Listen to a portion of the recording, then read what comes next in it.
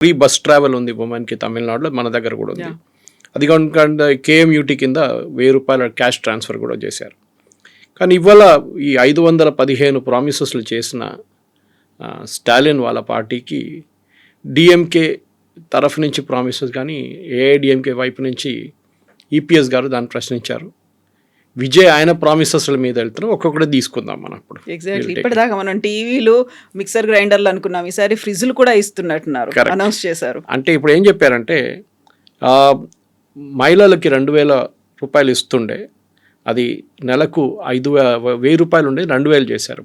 అంటే పేదవాళ్ళకి అనమాట. కానీ అది దానికి డెఫినేషన్ ఏం లేదు. మన దగ్గర తెలంగాణలో చూస్తున్నాం, ఆల్మోస్ట్ మన పాపులేషన్ కన్నా ఈక్వల్ వైట్ రేషన్ కార్డులు ఉన్నాయి మన దగ్గర, విచ్ ఇస్ అ ఫ్రాడ్ కంప్లీట్గా.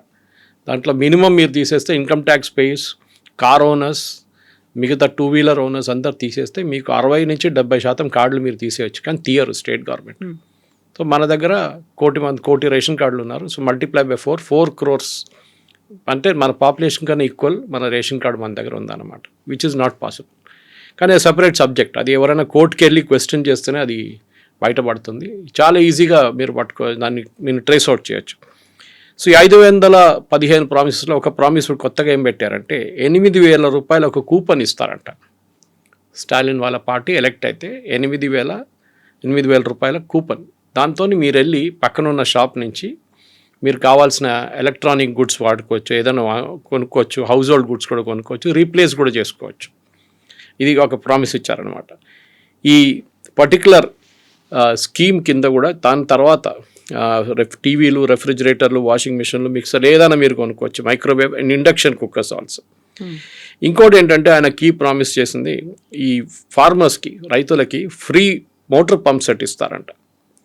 ఇవ్వడం ఒక్కటే కాదు, దాంతోపాటు ఫ్రీ ఎలక్ట్రిసిటీ ఇప్పుడు కూడా ఇస్తున్నారు. మీటర్లు పెట్టారు కొన్ని చోట్ల, ఆ మీటర్లు తీసేస్తారంట. ఫ్రీగా మీటర్ లేకుండా మీరు కరెంట్ నడిపించుకోండి, అంటే మీరు ఏమైనా చేసుకోవచ్చు, కరెంట్ని ఎన్ని యూనిట్లు కావాలంటే వాడుకోవచ్చు, దానికి కౌంటే లేదు. ఉచిత విద్యుత్ అంటే మీరు అట్లీస్ట్ ట్రాన్స్ఫార్మర్ లెవెల్లో మీటర్ పెడితే మీకు తెలిసిపోతుంది ఎన్ని యూనిట్స్ వాడుతున్నారని. అది చేయట్లేదు, ఎందుకంటే అప్పుడు తెలిసిపోతుంది ఎంత మిస్యూజ్ అవుతుంది ఈ స్కీమ్ అని చెప్పి. మన దగ్గర చాలా మటుకు ఈ బ్యాటరీ ఛార్జింగ్ యూనిట్స్ అని మీకు కనిపిస్తుంది. సిటీ నుంచి ఒక 50 కిలోమీటర్ 100 కిలోమీటర్ దూరంలో ఈ మన దగ్గర నుంచి ఇన్వర్టర్ బ్యాటరీ ఛార్జింగ్కి తీసుకెళ్తారు. ఇక్కడ నుంచి చాలా మటుకు వందలాది బ్యాటరీలు పోతాయి డైలీ స్టేట్ నుంచి. తెలంగాణ వైపు కూడా చూడొచ్చు మీరు. అదంతా ఈ ఫార్మ్స్కి వెళ్ళి అక్కడ ఒక బిల్డింగ్ లాగా, చిన్న బిల్డింగ్ లాగా కట్టి అక్కడ ఈ బ్యాటరీ ఛార్జింగ్ నడుస్తూనే ఉంటుంది కంప్లీట్గా. అంత మిస్యూజ్ జరుగుతుంది ఎలక్ట్రిసిటీ అనమాట. అట్లాంటిది తమిళనాడులో కూడా రీసెంట్లీ సుప్రీంకోర్టులో ఏదో కేసు వచ్చింది అనుకుంటా. సుప్రీంకోర్టు చాలా క్లియర్గా అడిగారు,